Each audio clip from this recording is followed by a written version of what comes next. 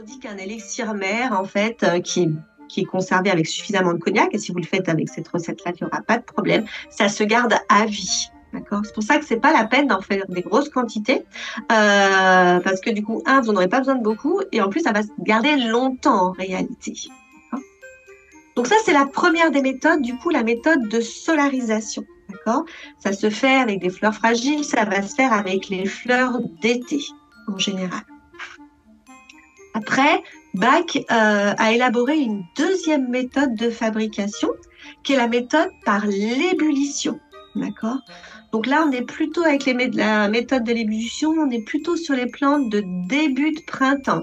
Là où justement la luminosité n'est pas suffisante, donc l'énergie solaire n'est pas suffisante, et du coup, on va remplacer le feu du soleil par le feu du gaz, si je puis dire. D'accord? Donc on va chauffer de façon artificielle le produit. D'accord?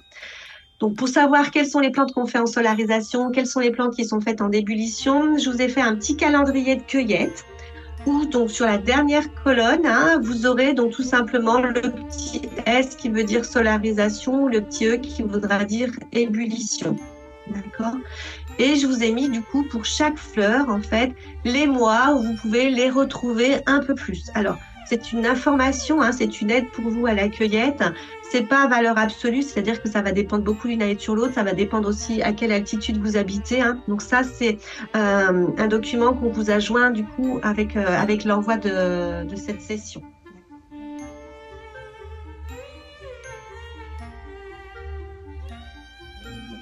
C'est la première, on sait que c'est plus en lien avec tout ce qui va être, on va dire, sur l'instant ou des états émotionnels qui se sont déclenchés de façon assez récente. Mais si on veut travailler sur quelque chose qui est un petit peu plus en profondeur, sur ces fleurs de fond, sur la racine des choses, sur voilà, eh bien on aura intérêt à travailler en deuxième dilution. Alors, comment faisait Bach? Ça, c'est souvent la grande question. On en avait parlé un petit peu la dernière fois. Bach travaillait en fait avec les deux. Il travaillait avec une fleur, il travaillait avec plusieurs fleurs. C'est vrai que quand on aborde la deuxième dilution, on a tendance à mettre plusieurs fleurs, voilà, et être plutôt dans une démarche pluriciste. Alors, il y a pas mal de naturopathes parmi vous. C'est vrai que l'atteinte de l'école dans laquelle vous avez été formé en naturopathie est plutôt uniciste. Et c'est vrai que des fois, en tant que naturopathe, c'est plus simple d'avoir une démarche uniciste.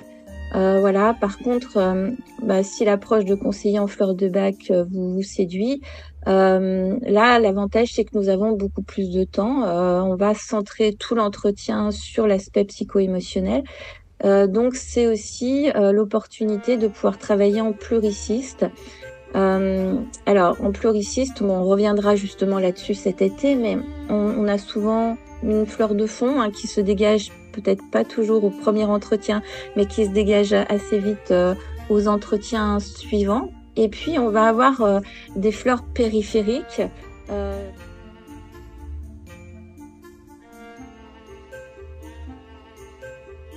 Donc, toutes ces plantes, toutes ces espèces font partie des fagacées. Les fagacées, c'est une famille en fait qui n'a pas forcément beaucoup de représentants en termes d'espèces en Europe, d'accord, mais qui va être quand même très très présente du coup dans nos forêts, d'accord. Il y a peu d'espèces, par contre il y a beaucoup d'individus qui vont être représentés. Et ces fagacées, elles ont eu une grande utilité à travers l'histoire en général, hein, notamment par l'utilisation de leur bois, d'accord, leur bois de construction par exemple, ou leur bois de chauffage. Ce sont aussi des plantes qu'on a beaucoup utilisées, on le verra aussi au niveau alimentaire. Dans les fagacées, il y a des grandes alimentaires et là, ça en fait partie avec ces trois-là.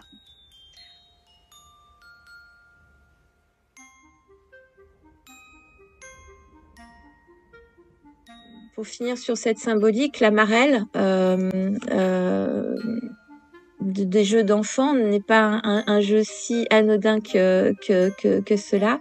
On part de la terre pour arriver au ciel. On va avancer à cloche-pied. Hein, le boitant en symbolique, c'est l'initié. Hein, c'est celui qui se met en déséquilibre pour pouvoir avancer. Voilà, donc la marelle vient, si vous voulez, résumer cette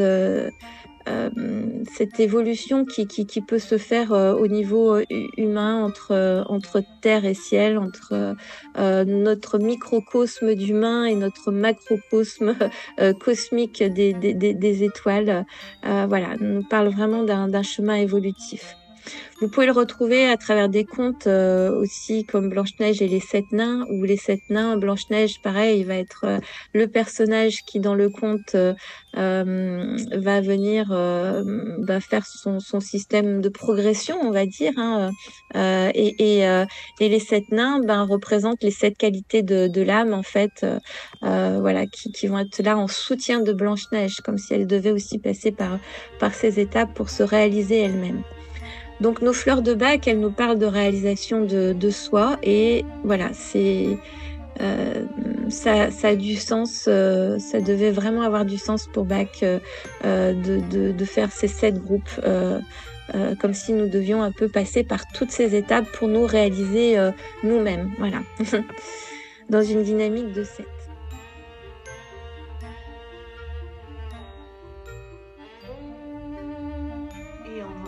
On le reverra de toute façon.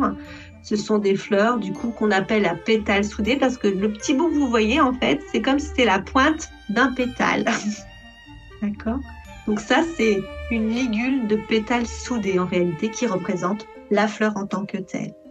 Donc c'était compliqué, hein, là, en termes de détermination, avec le peu de connaissances que vous aviez au début, hein, de correctement dessiner et d'annoter en fait cette famille des astéracées. Ça fait partie des familles qui sont complexes en termes de détermination et qui sont pas si faciles que ça à déterminer, malgré, on va dire, la prépondérance de ce type de fleurs dans la nature, parce qu'il y a beaucoup d'astéracées. Mais c'est complexe. C'est une famille qui est très, très complexe. Il y a des spécialistes en botanique qui ne font que ça, en fait, la détermination des astéracées. Voire, il y en a qui font encore plus. Hein. Il y en a qui sont spécialisés dans la détermination des taraxacomes, des pissenlits, tellement que c'est complexe. D'accord. Mais nos chicorées sont complexes. Donc, des deux types. C'est une famille complexe, les astéracées, on est bien d'accord.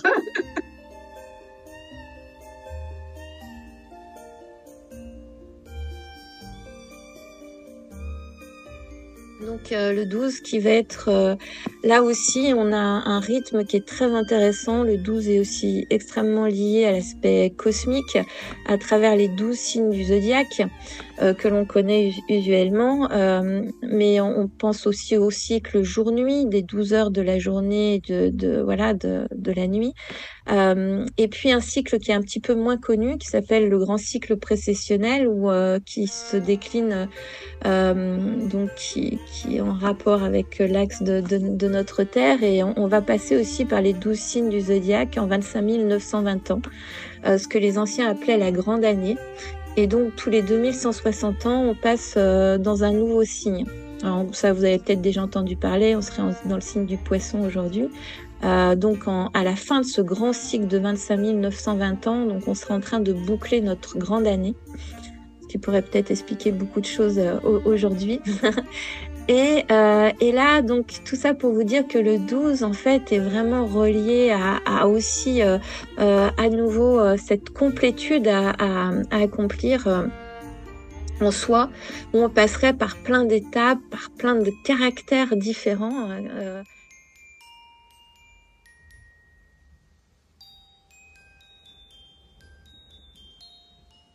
Faut l'intégrer dans votre cœur, vraiment. Et ça, si vous ne faites pas des balades, si vous n'allez pas rencontrer la plante, c'est pour ça que la visualisation pour nous, elle est hyper importante.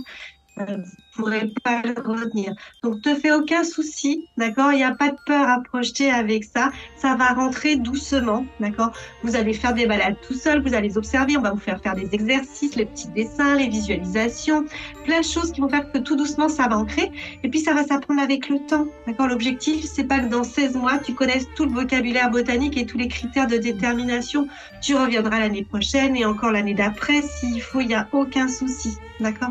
Donc, Ok. la connaissance, elle est là où tu pourras la faire cette année. Et puis, l'année prochaine, elle aura un autre niveau, d'accord? Bien sûr. Ça passera de toute façon par le lien avec la nature, d'accord? C'est que même si j'aimerais bien qu'on vous amène sur le terrain tous les mois, mais c'est pas possible en réalité. Mais allez-y, vraiment régulièrement, ne serait-ce que pour prendre ce qu'on a cité aujourd'hui en termes de critères et observer, d'accord?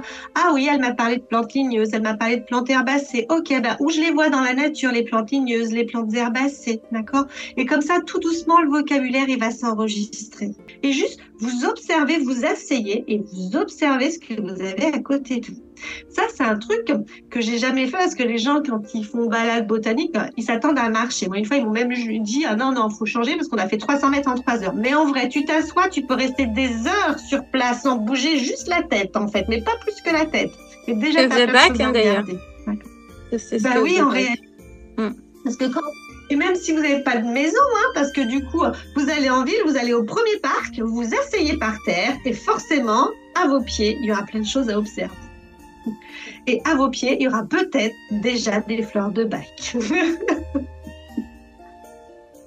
Même si on vous apporte beaucoup d'informations, il n'y a rien à apprendre par cœur, d'accord? Il y a à intégrer avec le cœur, d'accord? Déjà, pour compléter ce que dit Eva, j'ai envie de dire, tu vois, quand on connaît pas une personne, je sais pas, les personnes qu'on croise dans le métro, par exemple, on n'éprouve pas spécialement le besoin de connaître leur nom. Par contre, quand on commence à connaître quelqu'un, et ben, voilà, on a besoin de lui mettre une identité.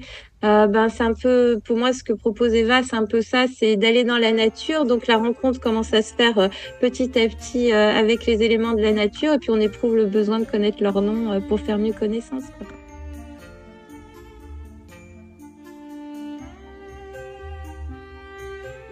Approche, Elodie, c'est-à-dire que on verra d'abord la botanique avec Eva. Et puis on verra donc tout le champ de l'aspect émotionnel pour bien décrire donc les fleurs dans leur caractère, voilà, de façon beaucoup plus détaillée qu'on ait peut-être pu le faire sur 3 jours, voilà, pour que je rentre vraiment dans chaque émotion. Et puis ben Eva ou moi, on alternera de vous faire des voilà, des petits moments de visualisation au milieu pour sortir un peu du côté didactique, vous voyez, et rentrer dans l'aspect plus sensible, plus intuitif, plus ressenti. Voilà.